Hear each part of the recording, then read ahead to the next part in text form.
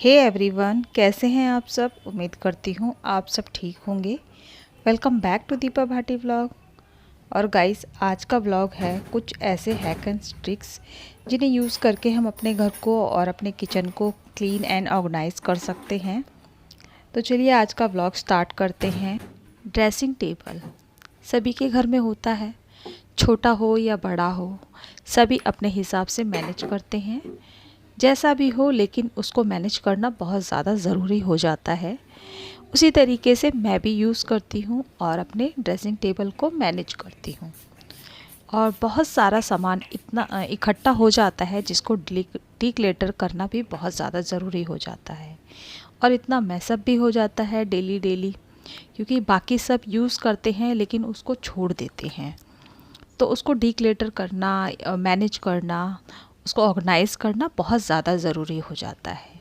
इसी प्रकार मिरर भी हमारा बहुत ज़्यादा जल्दी गंदा होने लग जाता है, तो उसको भी टाइम टू टाइम क्लीन करते रहना चाहिए, जिससे ना मिरर क्लीन रहे और देखने में घर में अच्छा लगता है। वो कोई भी चीज़ हो क्लीन होती है, वो बहुत अच्छी लगती है देखने में।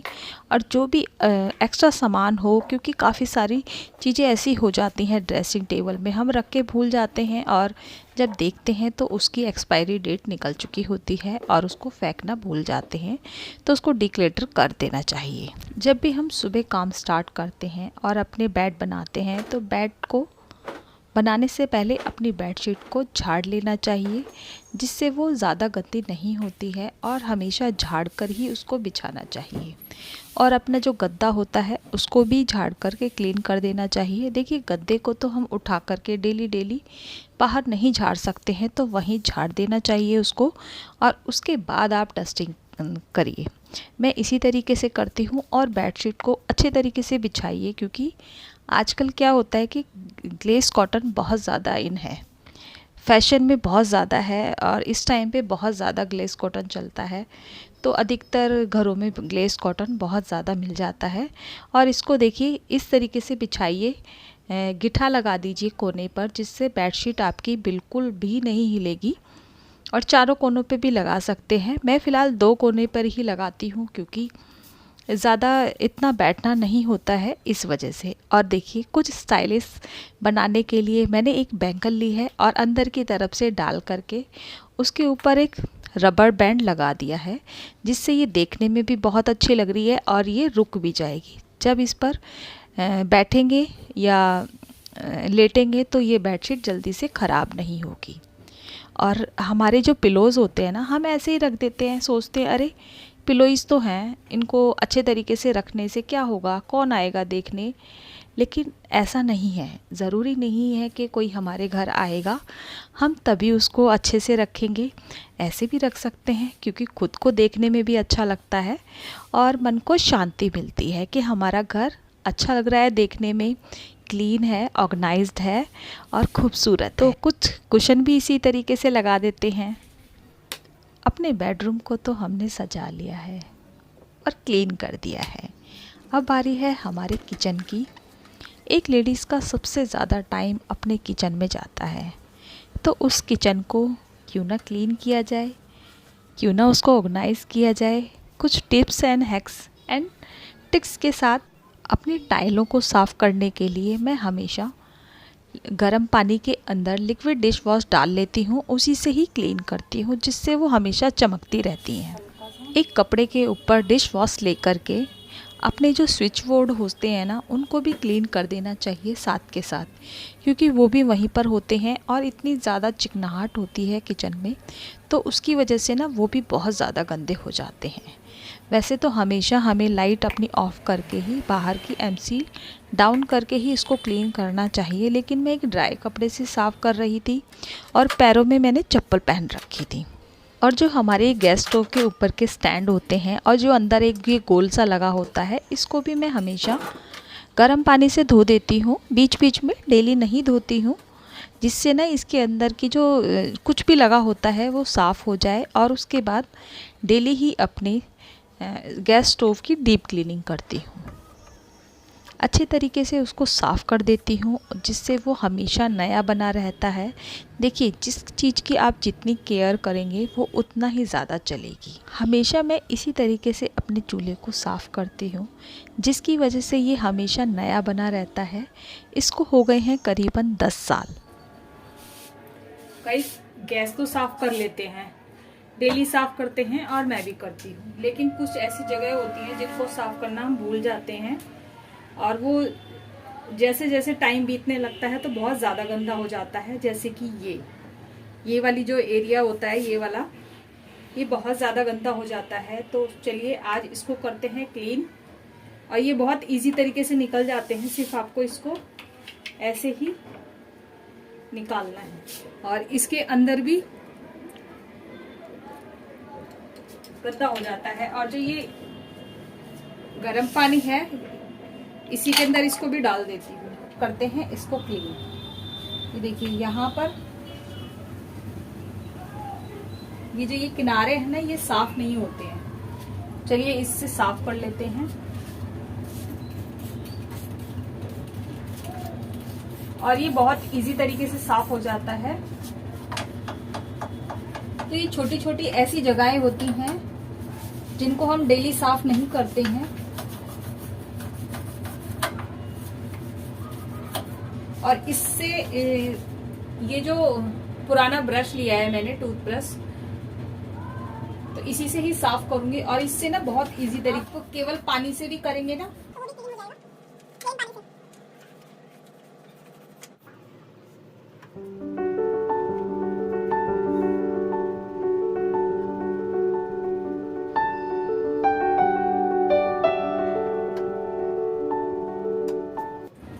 बिल्कुल क्लीन हो गया। ये कहीं पर भी कुछ भी गंदा नहीं है अब ये यहाँ पर। तो बहुत सिंपल तरीके से हम इसको बहुत इजी वे में साफ कर सकते हैं। ये है हमारी तेल की बोतल, जिसको डेली यूज करते हैं। और कुछ जब हम तेल को ऐसे सब्जी के लिए डालते हैं तो ये सारा तेल यहाँ से आने लग जाता है, और कुछ ये यहाँ पर हो जाता है। तो इसको यूज करने के बाद तुरंत साफ कर देंगे तो ये बहुत जल्दी से क्लीन हो जाएगा, और बाद में ज़्यादा मेहनत भी नहीं करनी पड़ेगी।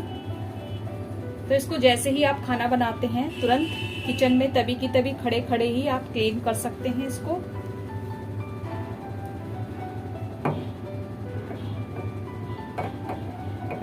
स्पेशल आपको इसको साफ करने के लिए टाइम नहीं निकालना पड़ेगा। जब आप किचन में काम कर रहे हो, आप इसको तभी साफ कर सकते हैं। मैंने आपको दिखाने के लिए ही इसको जब खाना बनाया था सुबह, तो साफ नहीं किया था। बिल्कुल न्यू जैसी बोतल हो जाती है, और ये ग्लास की बोतल है तो बहुत जल्दी क्लीन हो जाती है। ये देखिए, सारा कुछ क्लीन हो गया है। ये है टोस्टर, जिसको हम अक्सर यूज करते हैं अपने घरों में। और ये है पानी गर्म करने वाली केटल। ये भी गर्मियों में तो थोड़ा कम यूज होती है, लेकिन सर्दियों में ये डेली ही यूज होती है किसी न किसी कारणवश। तो चलिए, इसको भी हमें डेली क्लीन कर देना चाहिए, क्योंकि ये किचन की ऐसे आइटम है जो सबसे ज्यादा गंदा होता है। और जबकि मैं इसको कवर करके रखती हूँ, फिर भी जब हम तड़का वगैरह लगाते हैं तो वो जो उसकी स्टीम होती है वो चारों तरफ फैलती है, तो वो हमेशा चारों तरफ चिकनाहट चिकनाहट कर देती है। ट्रे से साफ कर सकते हैं, कॉलिन से साफ कर सकते हैं, और कुछ भी मतलब हल्का सा लिक्विड लगा करके, डिश वॉश वाला, उसे लगा करके साफ कर सकते हैं, और बहुत ही इजी तरीके से साफ हो जाता है। और आपकी चीज नई की नई बनी रहेगी, ना ही आपको ज्यादा मेहनत करनी पड़ेगी।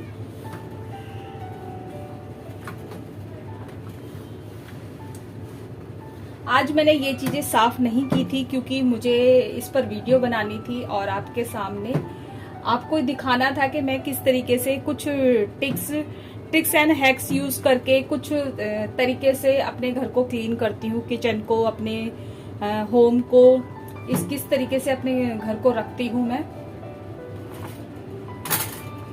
और ये चीजें ऐसी हैं जो हमारी लाइफ को बहुत इजी बना देती हैं।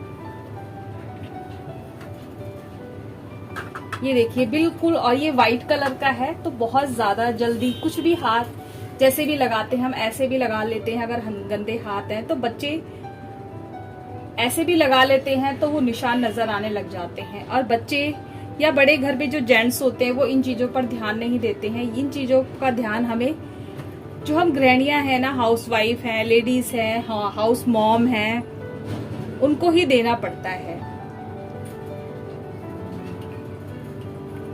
और ये देखिए, जब भी हम यहाँ पर ब्रेड डालते हैं तो उसका जो ब्रेड क्रम जो होता है, हल्का हल्का सा जो होता है, वो यहाँ पर स्टोर हो जाता है। ये देखिए कितना स्टोर हो गया है। तो इसको बीच बीच में, या फिर जैसे भी आपने ब्रेड यूज की है, टोस्ट बनाया है, तो इसको क्लीन कर देना चाहिए। और इसमें काफी निकलता है।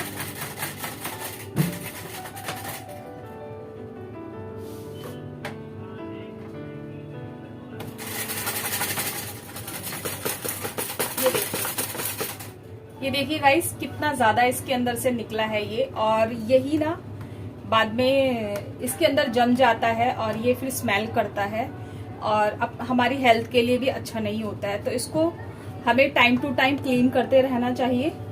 और ये फिर प्लेट जो है ना, ये वाली प्लेट ऐसे ही यहाँ पर लग जाती है। बहुत इजी तरीका है इसको क्लीन करने का।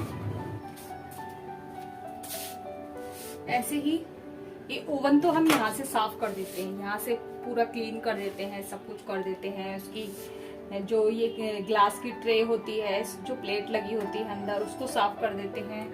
ये स्टैंड को साफ कर देते हैं। लेकिन इसके पीछे से और यहाँ नीचे से ये जो प्लेटफॉर्म है ना, ये डेली साफ नहीं हो पाता है। इसको हम डेली नहीं उठा सकते हैं। तो जब डेली नहीं उठा सकते हैं तो ये डेली क्लीन नहीं होगा। इसको कभी कभी ही करना पड़ता है। कम से कम वीकली तो आपको कर ही देना चाहिए। और मैं वीकली जरूर करती हूँ इसको क्लीन। चलिए इसको हटा लेते हैं। ये देखिए गाइस कितना यहाँ पर गंदा है, क्योंकि जो उसके नीचे चला जाता है आप उसको हटा करके नहीं साफ कर सकते।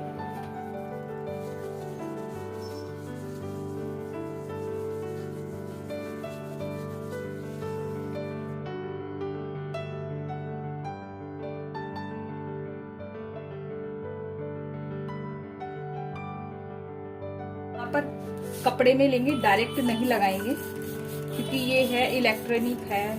तो अंदर कुछ जा करके अगर ऐसे ही स्प्रे डायरेक्ट लगा देंगे तो अंदर जा सकता है, जिसकी वजह से हमारा ओवन है ना जो खराब हो सकता है। किसी भी इलेक्ट्रिक चीज में डायरेक्ट ना लगा करके आप कपड़े पर लगाइए और फिर क्लीन कीजिए उसको। और यहाँ पर देखिए वार्निंग भी लिखी होती है, हाई वोल्टेज ये सब लिखा होता है। और कभी भी इसको ऑन करके नहीं, इसको हमेशा इसका प्लग हटा करके ही काम कीजिए इसमें। इस कांच की बोतल में आई थी कॉफ़ी, और कांच की बोतल हो और मैं फेंक दूँ उसको, अब तो नहीं होता है। पहले मैं फेंक देती थी ऐसी चीज़ों को, लेकिन अब इनको यूज़ कर लेती हूँ। लेकिन जो ये लेबल होते हैं ना, ये बहुत ज़्यादा गंदे लगते हैं। पहले तो मैं ऐसे करती थी कि मैं इसको ऐसे ही निकाल देती थी, लेकिन उसके ऊपर ना फिर बहुत ज़्यादा जो गम लगा होता है ना, वो रह जाता था और वो चिपचिपा रहता था। तो मैंने कहीं पढ़ा या शायद देखा, मुझे अभी याद नहीं है। मैं इसको भिगो देती हूँ थोड़ी देर के लिए गुनगुने पानी में। थोड़ा सा गर्म ही पानी था जो मैंने सारी चीज़ों के लिए यूज़ किया था, उसी के अंदर इसको मैंने थोड़ी देर के लिए आधा घंटा के करीबन भिगो दिया था। और उसके बाद ये इतना इजी तरीके से निकल जाता है। बहुत ही आसान तरीका है ये, बहुत ही इजी ट्रिक है, जिसकी वजह से ये बहुत ही क्लीन तरीके से निकलता है। और इसको एक बस जो हम बर्तन धोते हैं उससे साफ़ कर दीजिए और एक बिल्कुल क्लीन निकलता है। और आप इसको किसी भी तरीके से यूज़ कर सकते हैं, कुछ भी रख सकते हैं जो आपके काम का हो। बर्तन धोते समय आप जितनी भी चीज़ों को यूज़ करते हैं, पहले बर्तन धोने के बाद उसको ज़रूर क्लीन कीजिए। जैसे मैंने ये वाली बॉटल यूज़ की थी तो इसको क्लीन करूँगी। अभी इस टाइम पे मैंने ये वाला ब्रश यूज़ किया था, इसको क्लीन करूँगी। और देखिए मैं यूज़ करती हूँ मैं लिक्विड वाला भी यूज करती हूँ और ये जो विम बार आती है इसको भी यूज करती हूँ। तो जब बर्तन धोते हैं ना तो ये कुछ इस तरीके से हो जाता है, इसके अंदर पानी भर जाता है, स्पॉन्ज वगैरह हम रख देते हैं तो वो गंदे हो जाते हैं। तो इससे स्पॉन्ज रखने से पहले ही आप इसको क्लीन कर सकते हैं। मैं इसको इसी तरीके से डेली क्लीन करती हूँ। ये जो बाकी का एक्स्ट्रा जो होता है इसको हटा देती हूँ और साबुन को हल्का सा पानी में से निकाल करके इसको रख देती हूँ, जिससे साबुन जो होती है ना वो ज्यादा वेस्ट भी नहीं होती है, क्योंकि वो ड्राई हो जाती है पूरे दिन में। जब नेक्स्ट टाइम के हम बर्तन धोते हैं या दोपहर को धोते हैं सुबह के बाद, तो तब तक ये थोड़ा ड्राई हो जाती है, जिसकी वजह से ये ज्यादा गलती नहीं है। अभी मैंने ऐसे ही छोड़ दिया था इसको। तो चलिए इसको क्लीन कर लेते हैं। और ये जो साइडों में लगा है इसको यूज कर लेंगे, हम वेस्ट नहीं जाने देंगे अपनी चीज को। तो इसको हम जो सामने की जो टाइल्स होती हैं इसको क्लीन करने के लिए, नल क्लीन करने के लिए, अपना सिंक क्लीन करने के लिए यूज कर लेंगे। इसी से ही जो एक्स्ट्रा लगा हुआ है ना, इसी से ही हमारी सारी चीजें क्लीन हो जाएंगी।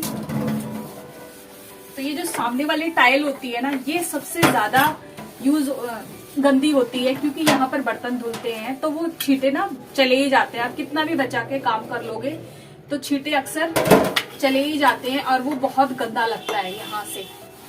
और आप अगर इसको इसको तो डेली ही क्लीन करना पड़ता है, क्योंकि डेली कम से कम 3 या 4 बार बर्तन धुल जाते हैं। तो हमेशा, या पानी किसी और पर्पज से हमने यूज किया है तो उसके छींटे भी, अगर पानी के छींटे भी लगते हैं इस टाइल्स पर सामने, तो उसके भी निशान बन जाते हैं।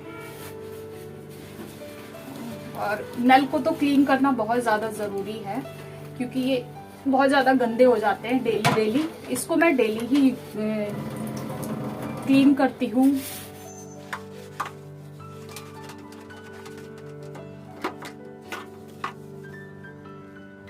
देखिए जो साइडों में साबुन लगी थी वो भी यूज हो गई, वेस्ट नहीं हुई है साबुन।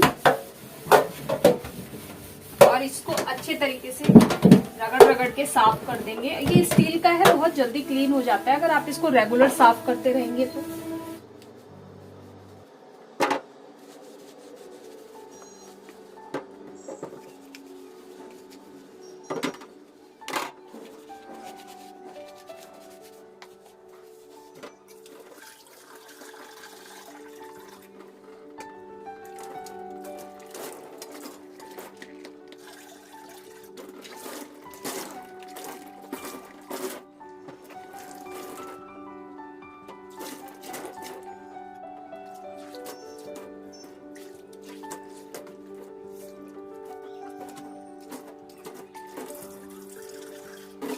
और जितने भी मेरे ये स्पॉन्ज हैं इनको अच्छे से धोकर रख दूंगी। इनको मैं अभी उसके अंदर नहीं रखूंगी, क्योंकि थोड़ा सा इसका पानी निकल जाएगा, नहीं तो उसके अंदर अगर रख देते हैं ना तो बहुत ज्यादा स्मेल आने लग जाती है। और ये देखिए इसको हल्का सा, ये देखिए क्लीन हो गया पूरा और देखने में गंदा नहीं लग रहा है। वो भी मैंने डस्टर यूज किए हैं, उनको मैंने धो लिया है, जितने भी डस्टर हैं मेरे।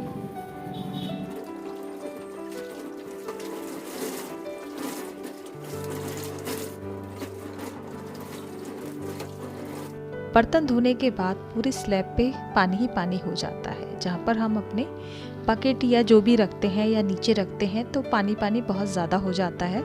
तो उसको क्लीन करने के लिए हमेशा एक छोटा वाइपर ज़रूर रखिए, जिससे ना पानी निकालना इजी हो जाता है और हमारे ज़्यादा डस्टर भी गंदे नहीं होते हैं। नहीं तो बहुत ज़्यादा डस्टर यूज़ हो जाते हैं और उतनी ही ज़्यादा मेहनत लगती है। तो एक वाइपर रखना बहुत ज़्यादा ज़रूरी है। उसी तरीके से जब भी हम अपने आटा आता है बाहर से या पैकेट लाते हैं, जैसे मैं पिसवाती हूँ, उस तरीके से जब भी थैले में आटा आता है, ये कट्टा है तो इसको मैंने खाली किया था।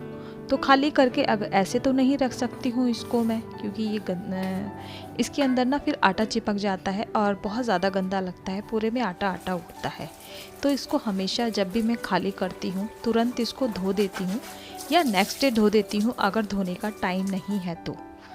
और अच्छे से इसको उल्टा करके धोती हूँ, क्योंकि अगर इसको ऐसे ही धो देंगे सीधा का सीधा ही तो इसके अंदर जो आटा होता है ना वो चिपक जाता है और वो निकलता नहीं है, फिर सड़न पैदा करता है और वो बहुत ज़्यादा गंदा लगता है, बैक्टीरियाज हो जाते हैं जिसकी वजह से बीमार पड़ सकते हैं। तो इसको अच्छे से क्लीन कीजिए। रखती हूँ मैं शीट, तो ये ऊपर से तो क्लीन हो जाता है, यहाँ से क्लीन कर देती हूँ मैं, ये सब क्लीन कर देती हूँ, इसकी शीट को हटा करके बीच बीच में। और आज मेरे पास था टाइम तो मुझे लगा कि मुझे ये कर देना चाहिए, क्योंकि काफी टाइम हो गया था इसको क्लीन किए हुए। शीट हटा करके जल्दी से साफ नहीं कर पाते हैं हम, और यहाँ से तो साफ कर लेते हैं, लेकिन ये अंदर का एरिया जो है ना ये वाला रह जाता है, क्योंकि ना तो यहाँ से झाड़ू लग पाती है डेली, ना ही कुछ हो पाता है। तो आज इसी को ही क्लीन करना है मुझे। यहाँ से पहले ये वाला क्लीन कर देती हूँ, इसको तो मैं ड्राई कपड़े से ही साफ कर देती हूँ और ये अच्छे से क्लीन हो जाता है। वैसे तो ये निकल जाती है, ये जो चैनल है ये यहाँ से निकल जाता है, लेकिन ये मुझे फिर लगाना नहीं आता है तो मैं नहीं निकालती हूँ इसको। और यहाँ से क्लीन करना है मुझे, तो इसको क्लीन करूंगी मैं पानी से, हल्का सा पानी डाल दूंगी और जितनी भी धूल मिट्टी है ना सब बाहर आ जाएगी। अभी मैंने आटा डाला है ड्रम में, तो इसको भी क्लीन कर देते हैं साथ के साथ।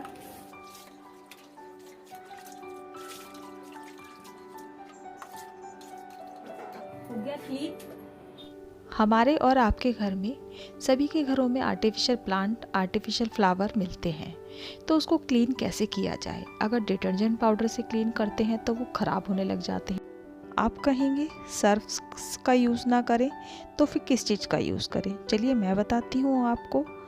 जो हमारे घर में इजी आता है वुलन कपड़ों को साफ़ करने के लिए, या फिर जो शैम्पू होता है हमारा उसको यूज़ कर सकते हैं इसको क्लीन करने के लिए, जिससे ये न्यू बने रहेंगे और काफ़ी टाइम तक इनकी चमक बनी रहेगी।